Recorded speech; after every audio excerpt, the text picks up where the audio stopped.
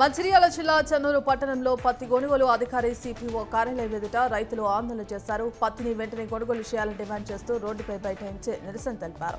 ఏదో ఒక కారణం చెప్పి ప్రతిసారి పత్తి కొనుగోలును నిలిపివేస్తున్నారని ఆవేదన వ్యక్తం చేశారు. జిల్లాలోని మిగతా పత్తి కొనుగోలు కేంద్రాల్లో పత్తి కొనుగోలు కొనసాగుతున్నాయని, కానీ ఒక్క చెన్నూరులోని ఎందుకు పత్తి కొనుగోలు నిలిపివేశారని అధికారులు నిలదీశారు.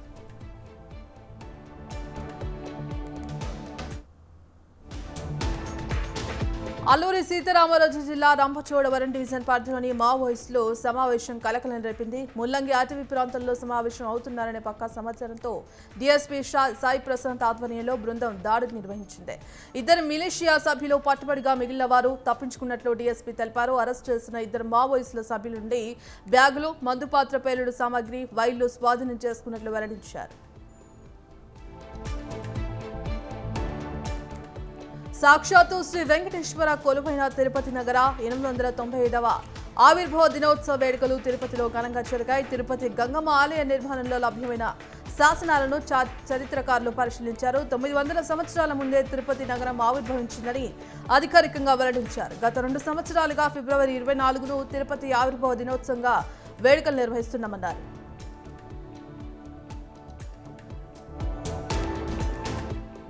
జనసేన ఎమ్మెల్యే పూలపర్తి రామాంజనేయులపై కాస్మోపాలిటన్ క్లబ్ అధ్యక్షులు పద్మరాజు తీవ్ర విమర్శలు చేశారు.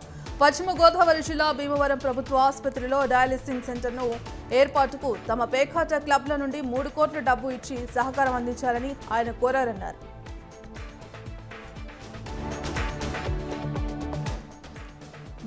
మహబూబాద్ జిల్లా డోర్నకల్ నియోజకవర్గంలో ఎమ్మెల్సీ కల్వకుంట్ల కవిత పర్యటించారు. దంతాలపల్లి మండలం రామానుజాపురం గ్రామంలో కేసీఆర్ వీరాభిమాని చిర్రా సతీష్ కోసం జిరాక్స్ సెంటర్ను ఏర్పాటు చేసి దాన్ని నేడు లాంఛనంగా ప్రారంభించారు. అనంతరం ప్రసిద్ధ పుణ్యక్షేత్రమైన శ్రీ భద్రకాళి సమేత వీరభద్ర స్వామిని దర్శించుకుని ప్రత్యేక పూజలు చేశారు.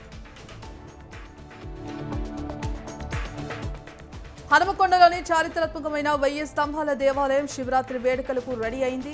వేడుకలు అంగరంగ వైభవంగా నిర్వహిస్తున్నామని ఆలయ అధికారులు తెలిపారు. మహాశివరాత్రి సందర్భంగా రాష్ట్రం నలుమూలల నుండి భక్తుల రాక ఎక్కువగా ఉండే అవకాశం ఉందని చెప్పారు.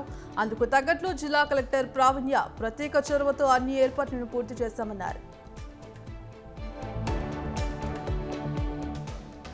నార్పలకు చెందిన మట్టి పవన్ కుమార్ హత్య కేసులో అనంతపురం జిల్లా ప్రధాన న్యాయమూర్తి శ్రీనివాస్ సంచలన తీర్పు చెప్పారు.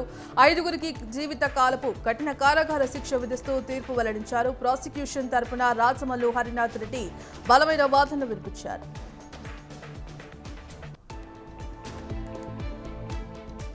తనపై తప్పుడు కేసు పెట్టారన్న అనుమానంతో ఆనంద్ అనే వ్యక్తి సూసైడ్ చేసుకుంటున్న ఘటన విశాఖ జిల్లా గోపాలపట్నం పోలీస్ స్టేషన్ పరిధిలో చోటు చేసుకుంది. తన స్నేహితుడు సోమేష్ పరుసు ఏడాది కింద పోవడంతో అదే పరుసు 2 రోజుల క్రితం ఆనంద్కి దొరికింది. దీంతో సోమేష్ ఆనంద్ మరో వ్యక్తిపై స్టేషన్లో ఫిర్యాదు చేశాడు. తనపై దొంగతనం అంటగట్టారని మనస్తాపం చెంది నిన్న మధ్యాహ్నం ఆనంద్ ఆత్మహత్య చేసుకున్నాడు. తమకు న్యాయం చేయాలని పోలీస్ స్టేషన్ వద్ద మృతదేహంతో బంధువులు ఆందోళనకు దిగారు.